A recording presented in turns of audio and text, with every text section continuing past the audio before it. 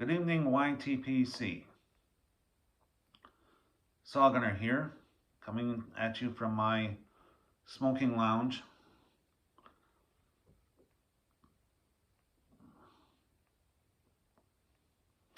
Quick housekeeping, I'm smoking my Turkish Meerschaum, and in it, I'm having some Lane HGL.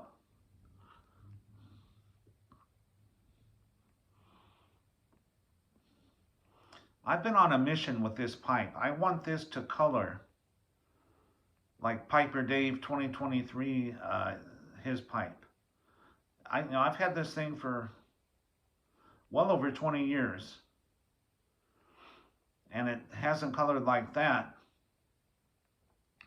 But I smoked it every day for the past week, and today this is the third time I've smoked it. So it's coming along. It's getting there. It's getting darker. Anyway, enough of that.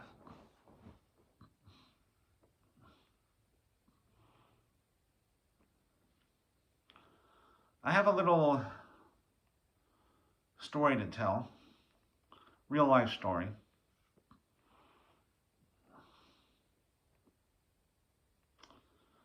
And there are a couple lessons to be learned. I would say one is knowing when it's time to walk away. And the other lesson would probably be, don't get so wrapped up in a job that becomes your identity and who you are. So here goes.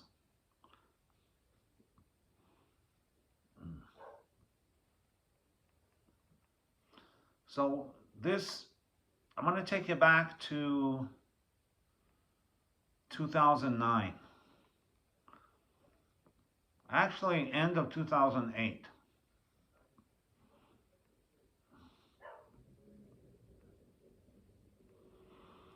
And I had orders. I was in the Navy Reserves. I had orders for my 4th deployment. I was going to deploy to the Horn of Africa.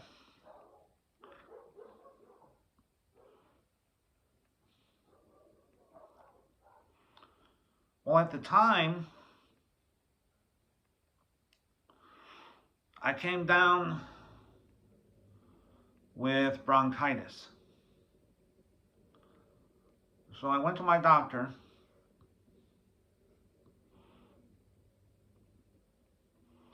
and he said, yeah, you've got bronchitis. And so he gave me some antibiotics, and he said, I want to take a look at your chest. So he ordered some chest x-rays.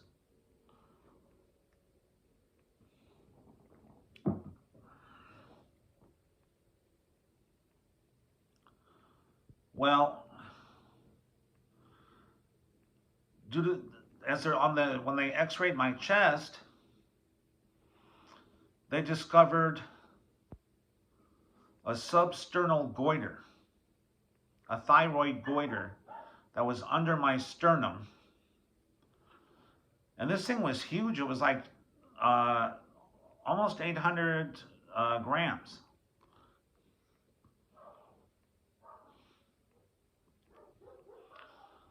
In fact, my trachea was like 80% closed. I was still walking around like nothing.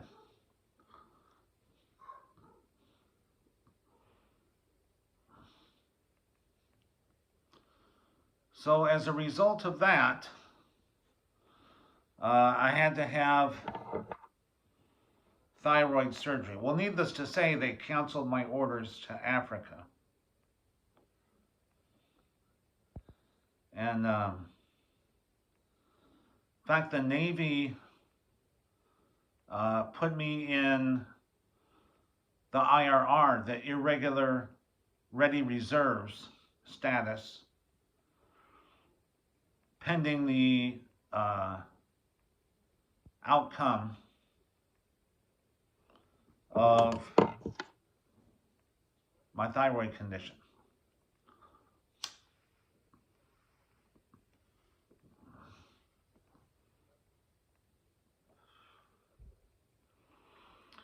So basically, I had to have a complete thyroidectomy. They removed my thyroid. So I had surgery. By this time, we're into May of 2009.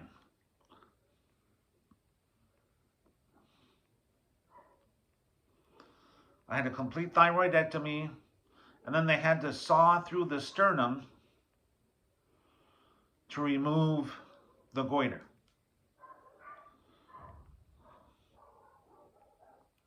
So I was out of service.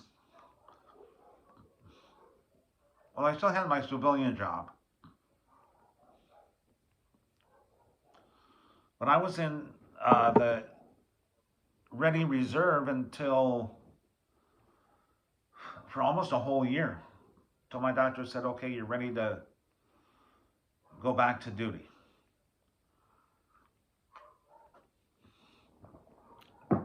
Well, because they completely removed my thyroid,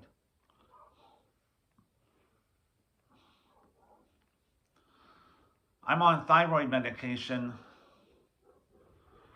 for the rest of my life. I take levothyroxine every day because I don't have a thyroid, so I gotta, take that medication to produce thyroid hormones.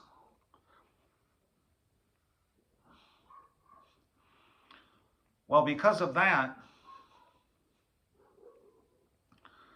the Navy deemed me to be non-deployable. It means I could not be sent to any overseas conflicts.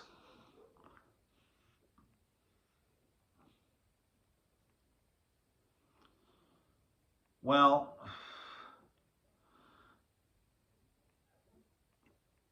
once you're non-deployable, they don't want you, and they will start looking for reasons to kick you out.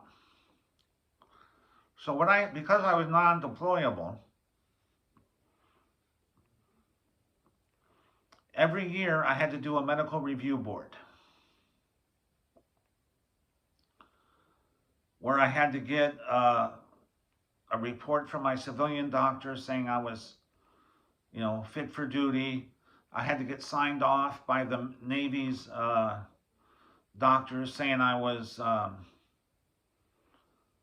good to go. And I had to have a letter of retention from my chain of command, saying, yeah, he's, we still want this guy in the military.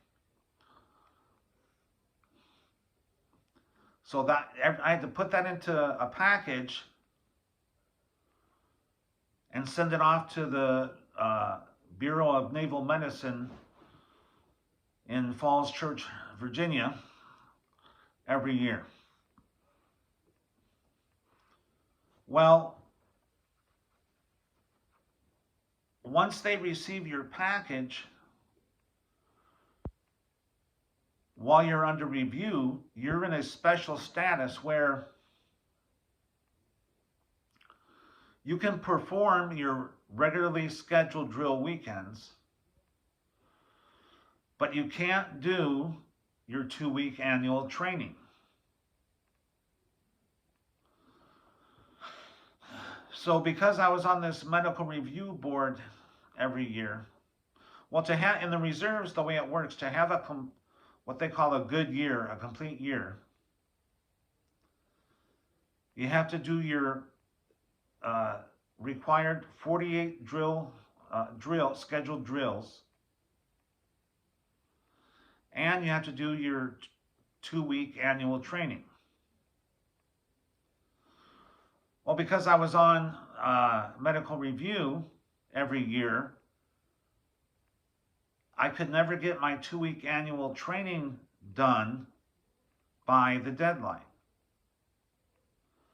And the commanding officer of the base would not sign an annual training waiver under any circumstances.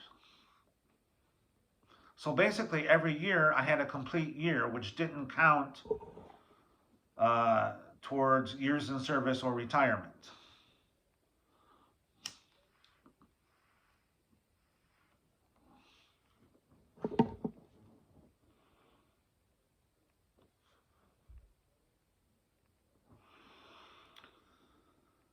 So then around 2017, 16, 17, I suffered a knee injury.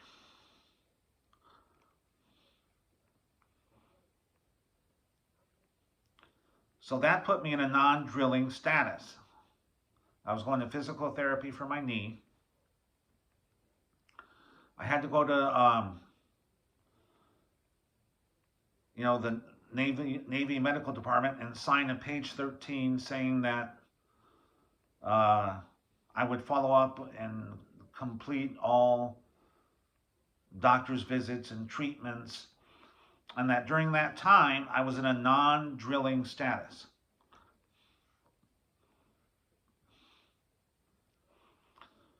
Well, it was for a specified period of time. I forget how much it was. So I was going to see my doctor, seeing my physical therapist. Well, the time that the Navy had determined had run out.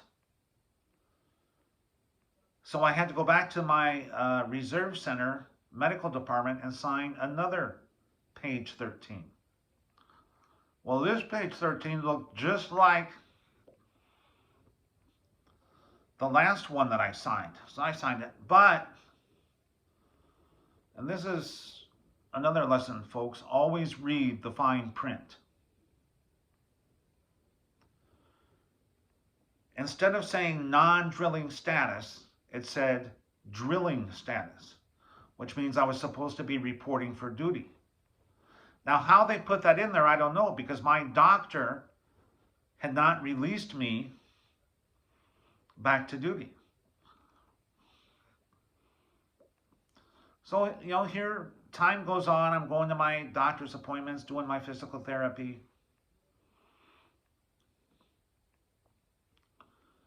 Thinking everything's hunky-dory. And then one day I get a letter in the mail. Now, during all this time, no one from my unit has contacted me. I haven't heard from anybody. I've been holding up my end of the bargain. Well, I get a letter in the mail from the Reserve Center, Naval Reserve Center, San Diego, saying that basically I had been AWOL for this amount of time, and that I was basically going to be kicked out and receive a less than honorable discharge. I'm like, what the hell? I'm on non-drilling status. What's this all about? So let me tell you, I hustled on down to the Reserve Center and I said, hey, there's been some mistake. I'm in a non-drilling status. In fact, when I went in there, they read me my rights, saying I had a right to an attorney and all this. I'm thinking, oh shit, this is serious. So they asked me if I would like to prepare a statement. And I said, yes, I will be preparing a statement. So I prepared a statement. I said, look, I've been, my doctor put me in you guys put me in a non-drilling status because of my knee injury. And I've been complying with my doctor. And I'm like, and my doctor has not released me Like, I don't know how you guys could declare me fit to be placed in drilling status when my doctor hasn't released me. And I said, I've been on 3 deployments. My last deployment was in Iraq, like where my unit saw action. And I go, I didn't go AWOL. Well, the Navy calls it UA, unauthorized absence. I said, I didn't pull a Bo Bergdahl and hightail it from the combat zone. I'm like, why would I go AWOL or UA right here in sunny San Diego where everything's fine and dandy? And so I prepared my statement, turned it in.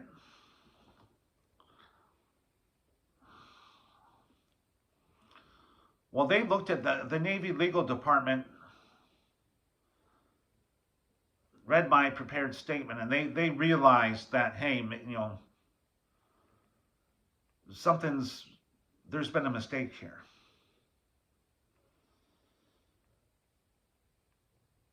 So they said,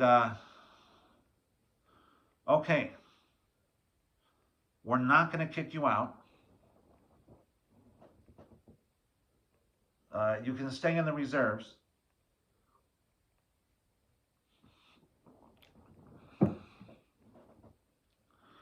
But, and I had to sign, because basically, brass tacks, when it came down to it, I did sign that paper saying drilling status, even though it was just like the other one.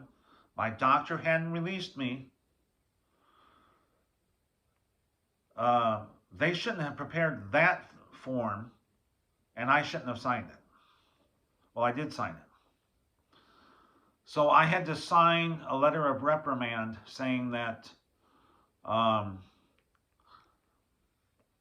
realized that I had missed that time and that I had to promise that I wouldn't miss any more scheduled drills.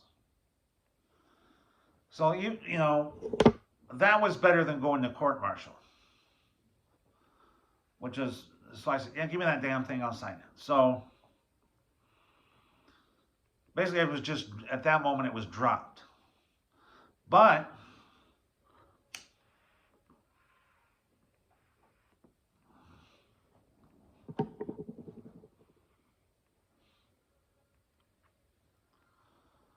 they transferred me to the VTU, Volunteer Training Unit, which means you're in a drilling status. You have to perform your monthly drills,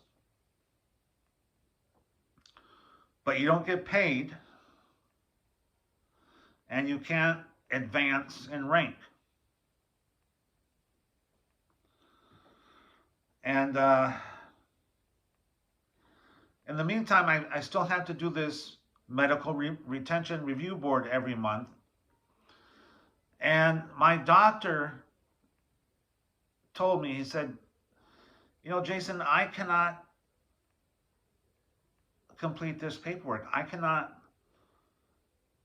You're not physically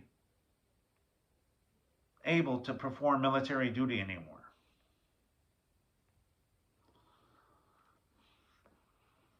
Now, by this time, it was 2018. I was like 49 years old, getting ready to turn 50. I was still in E5. And my doctor is like, yeah, you're not fit for military duty. I can't recommend. He said, in fact, I recommend that the military discharge you. So he filled out that paperwork, and I took it back to the Navy. And it became like a pissing match between the Navy and my, well, not even the civilian doctor, it was the VA, a VA doctor. And they just, kept wanting more, throwing more hurdles at me, wanting me to complete more steps, and my doctor's like, I'm getting tired of signing. He goes, what more can I tell them? I was hoping that I would just get medically discharged. But it just became a big back and forth between the Navy and my VA doctor. Meantime, I'm performing my drills in a non-pay status, not advanced. And then come to find out, because of all those years, from like 2009 all the way up to 2018, I didn't get credit for those years because I never could get a complete year because of the review board.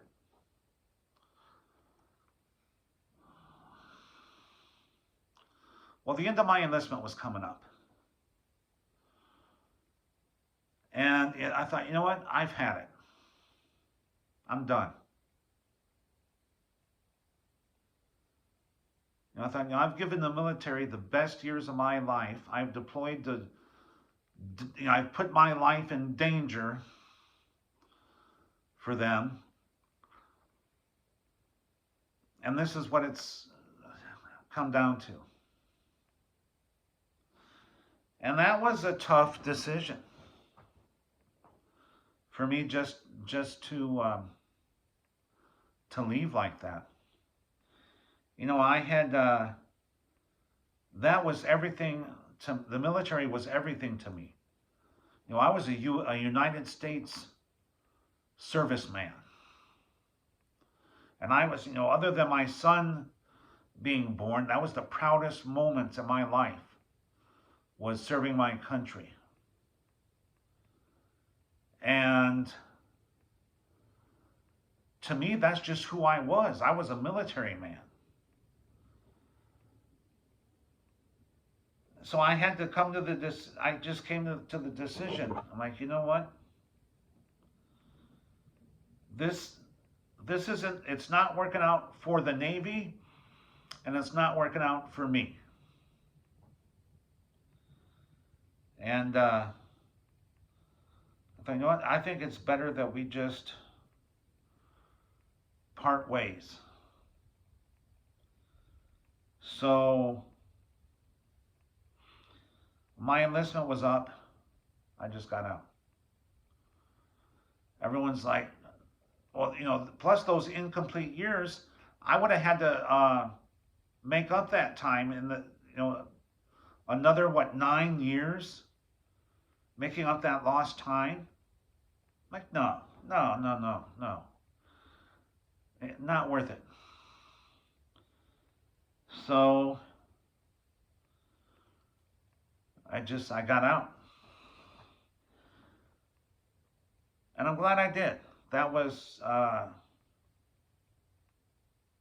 had to rediscover myself, who I was as a man. I realized that, you were not your job. You were not your profession. And I still had a family that loved me, and I loved them. And, I just thought, I'm going to, dedicate myself to my family. Well, guys, this has gone on for, we're coming up on 25 minutes. I know I tried to give the condensed version, but it's still going on. So I'll leave it there. But just remember, folks, you are more. You're more than your job. You're a person. You're a human being. And you have value as a human. And number two, You know, sometimes you just have to walk away. Know when it's time to walk away. You know, I could have saved myself a lot of heartache and grief. In 2009, when I had my surgery and became non-deployable, I should have just accepted that fact and got out then. But I didn't. So that's where the story ends. Well, guys, thanks for putting up with my rambling. It's been a long video. All right, you guys have a good night and take care. Bye-bye.